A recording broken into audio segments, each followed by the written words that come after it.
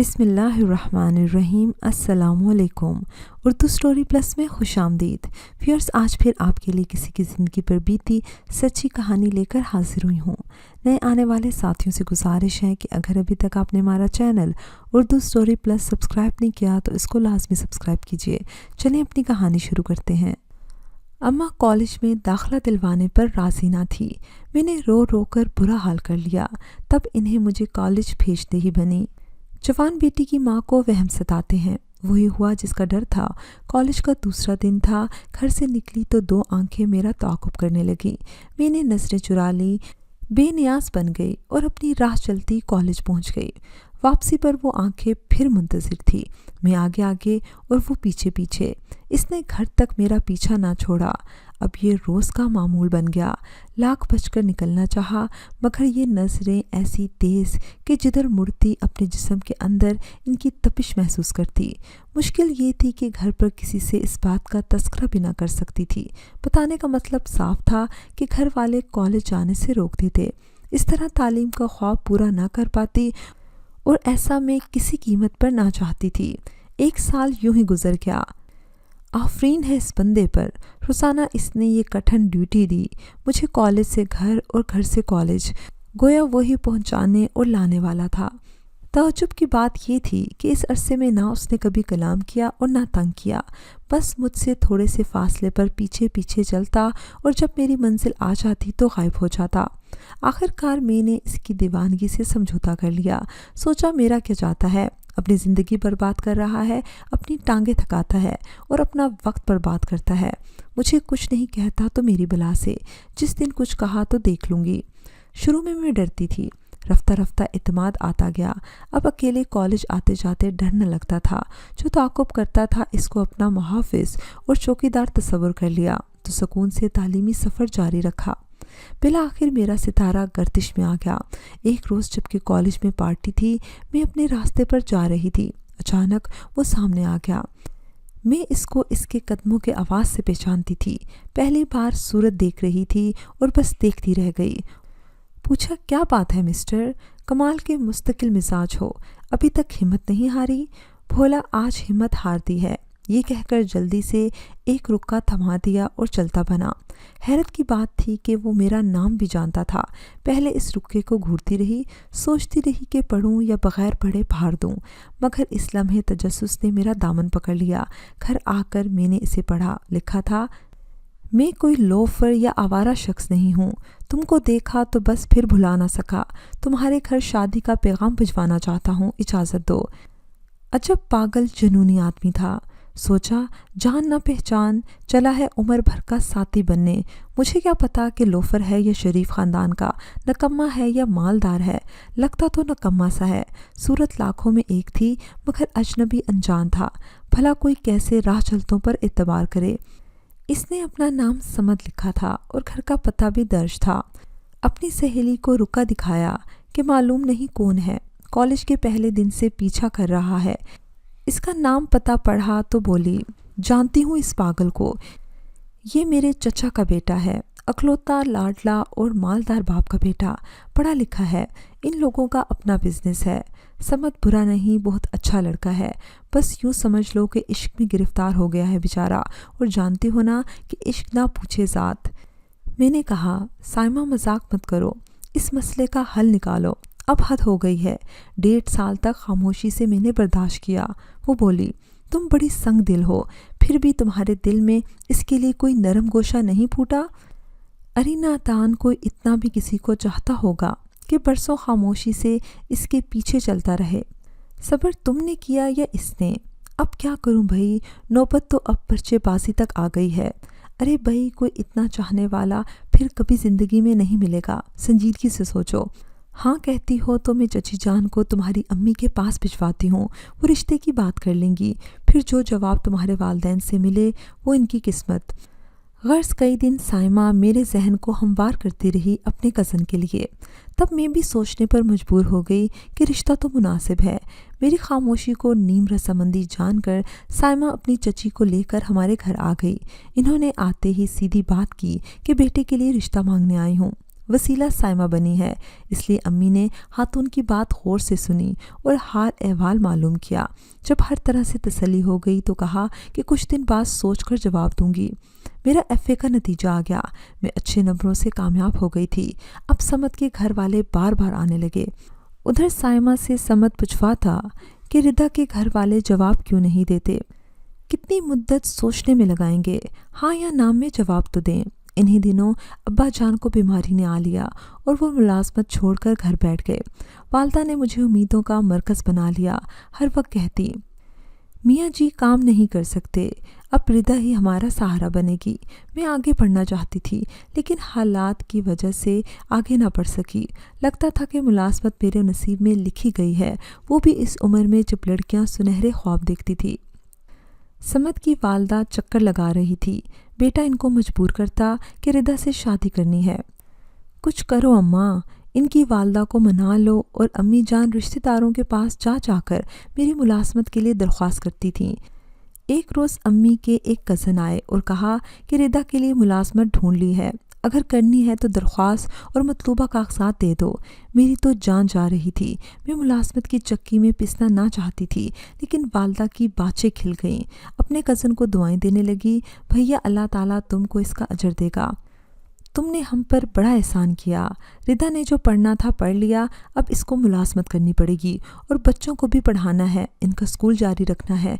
कम से कम ये मैट्रिक कर लें, फिर रिदा की शादी का सोचूंगी। अम्मी की बात सुनकर मेरा दिल बुझ गया। अपने कमरे में जाकर मैं खूब रोई। मैं चादर लपेट कर सो गई। किसी वक्त अम्मा कमरे में आईं, मुझे चादर ओढ़े लेटा पाया तो समझ गईं कि अफसुर्दा हूँ। सर पर हाथ फेर कर कहा, मेरी बच्ची रंजीदा ना हो, ये अल्लाह की मर्ज़ी है और हमारी मजबूरी है। तुम्हारे वालिद को कैंसर हो गया है, इनकी ज़िंदगी के दिन ज़्यादा नहीं हैं। मैं मजबूर हूँ, वरना कौन माँ नहीं चाहती कि इसकी बेटी दुल्हन ना बने, इसका घर आबाद ना हो।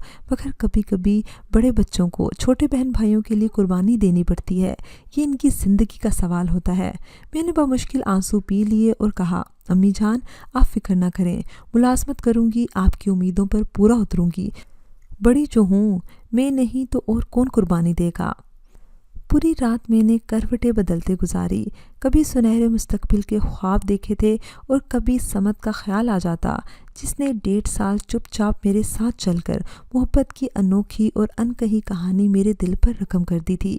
जब भी दिल का पंछी सीने के पिंजरे में फड़फड़ाता, निगाहों में माँ का उम्मीद भरा चेहरा और बाप का बीमार वजूद गर्दिश करने लगता। बेटी तेरे ताउन की ज़रूरत है, हमको ऐसे कड़े वक्त में तन्हा मत छोड़ जाना। अहद कर लिया है, ख्वाह मुझ पर क़यामत बीत जाए, घर वालों का मैं सहारा बनूंगी। सुबह उठ गई, तैयार होने लगी तो माँ की जहाँ दीदा निगाहों ने मेरा इरादा भांप लिया। बोली, बेटा बेशक हमारा सहारा ना बनो, मगर कोई ऐसा कदम मत उठा लेना जिससे तुम्हारे बीमार बाप की बेइज्जती हो। वाकई माँ की नज़रें दीवार से उधर देख लेती हैं। मैं आज समझ से मिलने जा रही थी, इसे समझाने कि अब वो मेरी आस मेरा इंतज़ार छोड़ दे, अपनी वालदा को हमारे घर ना भेजे, क्योंकि मैं अपने कुंबे के लिए कुर्बानी देने पर मजबूर हूँ।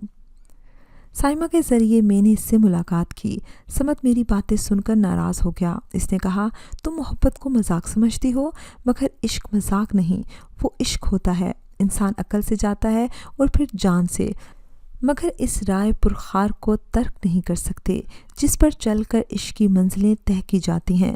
तुम नौकरी का ख्याल छोड़ दो, मैं तुम्हारे कुंबे की कफालत कर सकता हूँ। तुम्हारे वालिदैन मेरे माँ बाप, तुम्हारे बहन भाई मेरे बहन भाई हैं। मैंने मोहब्बत नहीं तुमसे इश्क किया है। मेरी खैरत ने यह गवारा ना किया कि कोई मेरी खातिर मेरे कुंबे का बोझ उठाए। इसने मिन्नत समाजत की, मगर मैंने कोई उम्मीद अफजा जवाब न दिया। ये सोच कर के अपनों को दुखों से बचाने के लिए अगर कोई एक दिल टूट रहा है तो इसमें हर्ज क्या है। चाहते हुए इसने कहा था, रिदा तुम बड़ा गलत फैसला कर रही हो। याद रखना वक्त बड़ा बेरहम होता है, ये किसी का इंतज़ार नहीं करता। तुम असल में मुझसे जान छुड़ाना चाहती हो। कुंबे की मजबूरी का तो महज एक बहाना है, वरना दुनिया में हर मसले का हल मौजूद है। माँ की खुशी और बहन भाइयों के मुस्तकबिल के लिए मैंने अपने अरमानों का गला घोंट दिया। मुसलसल 15 बरस मुशक्क़त की चक्की में फिसती रही और अपने घर के गुलशन की आबियारी करती रही। सभी ने मेरा हंसता हुआ मुस्कुराता चेहरा देखा, मेरा रोता हुआ दिल कोई न देख सका। وہ وقت آ گیا جب میری محنت رنگ لائی، بہن بھائی پڑھ لکھ کر اپنے گھروں کے ہو گئے، جب ان کو اپنی خوشیاں مل گئیں تو مڑ کر بھی نہ دیکھا کہ میں ان کے قدموں کی دھول تھی یا اس کارواں کے پیچھے رہ جانے والی راکھ تھی۔ والدین کی وفات کے بعد بھابھیوں نے بھائیوں کو الگ کر دیا، وہ مجھ سے علیحدہ رہنا چاہتی تھی، بہن اپنے گھر کی ہو گئی تھی اور میں جیون کی کشتی کھیلنے کے لیے اکیلی رہ گئی۔ جب عمر 40 سے 2 سال اوپر ہو گئی تو سمت یاد آیا، جس نے کہا تھا کہ وقت بڑا بے رحم ہے، یہ کسی کا انتظار نہیں کرتا۔ میں اس وقت خود کو بہت تنہا محسوس کرتی۔ ایک دن سائمہ کے پاس گئی، وہ بیاہ کر دوسرے شہر جا چکی تھی، دل بجھا ہوا تھا، سوچا اپنی پیاری سہیلی سے مل لوں، افسردگی میں کچھ تو کمی آئے گی۔ سائمہ سے ملنے دوسرے شہر گئی، اس نے والہانہ استقبال کیا اور گرم جوشی سے ملی۔ وہ اب 3 جوان سال بچوں کی ماں بن چکی تھی، مجھے دیکھا تو کھل اٹھی، جیسے مجھ سے ملتے ہی گزرا وقت پلٹ آیا ہو۔ کچھ گلے شکوے ہوئے، کچھ ماضی کی سنہری باتیں ہم نے دہرائیں۔ اچانک ہی اس نے بتایا کہ مدت بعد سمت بیرون ملک سے لوٹ آیا ہے اور کل اس کے اعزاز میں ہم نے دعوت کی ہے، لیکن اسے خبر نہیں کہ تم آئی ہوئی ہو۔ میں نے کہا اسے بتانا بھی نہیں۔ سائمہ بس اس بڑھاپے میں اب مجھ سے ایسا کوئی مذاق نہ کرنا۔ یہ سن کر وہ خاموش ہو گئی۔ رات کھانے پر سائمہ کے گھر مہمانوں کی آمد شروع ہو گئی۔ جب کھانا شروع ہوا میں نے محسوس کیا کہ 2 چپتی نگاہیں میرا تعاقب کر رہی ہیں۔ عمر کے اس حصے میں تھی کہ جب جذبات سر پڑ جاتے ہیں اور دل کی بجائے عقل سے فیصلے کیے جاتے ہیں۔ تاہم اس دن مجھ میں جانے کون سی کشش پیدا ہوئی تھی کہ ایک شخص مجھے دیکھے جاتا تھا۔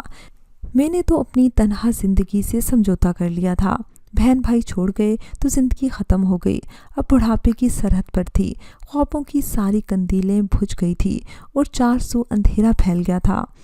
میں نے تو اب جینے کی آس بھی چھوڑ دی تھی۔ گھر آئی، بیمار پڑ گئی۔ آج سمت بہت یاد آیا۔ شام کا وقت تھا، دروازے پر دستک ہوئی۔ سوچا کون ہے یہ آنے والا؟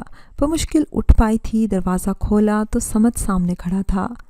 سائمہ ساتھ آئی تھی، بخار تیز ہو چکا تھا، انہوں نے مجھے سہارا دیا، بخار کی شدت سے میں تپ رہی تھی، مجھے سنبھالا، دوبارہ جینے کی طاقت دی، ڈاکٹر کے پاس لے کر گئے، سائمہ نے یخنی تیار کر کے پلائی، یہاں تک کہ اپنے پیروں پر کھڑی ہونے کے قابل ہو گئی۔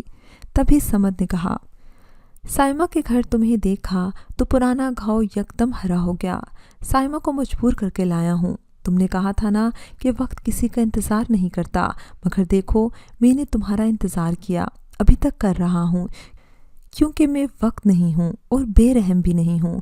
تم بے رحم تھی، مجھ کو ٹھکرا دیا، اور آج تم کتنی تنہا ہو، کوئی تمہارا پرسان حال نہیں ہے۔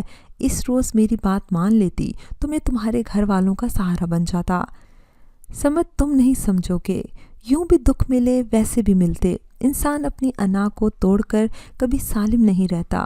تم نے عشق کیا تبھی ثابت قدم رہے، مگر میں نے عشق نہیں کیا تھا، تمہارا رشتہ مناسب لگا، تم اچھے لگے اور شادی میری عمر کا تقاضا تھا، مگر تمہارا احسان نہ لے سکی، مجھے معاف کر دینا۔ راہ عشق میں معافی نہیں ہوتی، اس نے جواب دیا، تم کو معافی مل جائے گی مگر مجھے نہ ملے گی، میں جب تک جیوں گا سولی پر لٹکتا رہوں گا، کیونکہ میں نے عشق کیا ہے۔ میں تمہاری بات نہیں سمجھ سکا تھا، تم بھی ویسے ہی میری بات نہیں سمجھ سکتی۔ میں دنیا گھوم آیا ہوں، گھاٹ گھاٹ کا پانی پیا ہے، مگر شادی نہیں کی، مجھ سے شادی کر لو، عمر بیت چکی ہے، اب شادی کرتے کیا اچھی لگوں گی؟ شادی کا وقت تو گزر چکا، پینشن ملتی ہے، بڑھاپے میں نان نفقے کی فکر نہیں۔ سائمہ نے مگر ہار نہ مانی، پیچھے پڑ گئی، آخر میری اور سمت کی شادی کروا کر ہی دم لیا۔ آج سمت کہتے ہیں، ہم نے سنہری خوابوں کی خاطر شادی نہیں کی، لیکن ہمیں پھر بھی ایک دوسرے کا ساتھ چاہیے، بڑھاپے میں مخلص ساتھی کی ضرورت ہوتی ہے۔ سمت کے ساتھ نے پھر سے مجھے جینے کا حوصلہ دیا تو میں زندگی کے مسائل کا مقابلہ کرنے کی قابل ہو گئی۔ آج بھی جب 2 آنکھیں میرا تعاقب کرتی محسوس ہوتی ہیں تو کہتی ہوں، سمت تم بڑے مستقل مزاج ہو، تمہاری محبت کے استقلال کی مثال ملنی مشکل ہے۔ व्यूअर्स, मुझे उम्मीद है कि आपको हमारी आज की कहानी पसंद आई होगी। अगर कहानी पसंद आई है तो इसको लाइक कीजिए, शेयर कीजिए और कमेंट सेक्शन में अपनी राय का इजहार लाजमी कीजिएगा। अगर अभी तक आपने हमारा channel Urdu story plus subscribe नहीं किया तो इसको लाजमी सब्सक्राइब कीजिए और साथ लगे बेल आइकन को भी प्रेस कर लें ताकि आपको हमारी हर न्यू वीडियो की नोटिफिकेशन भी टाइम पर मिलती रहे। अगली वीडियो तक इजाज़त दीजिए। अल्लाह हाफिज़।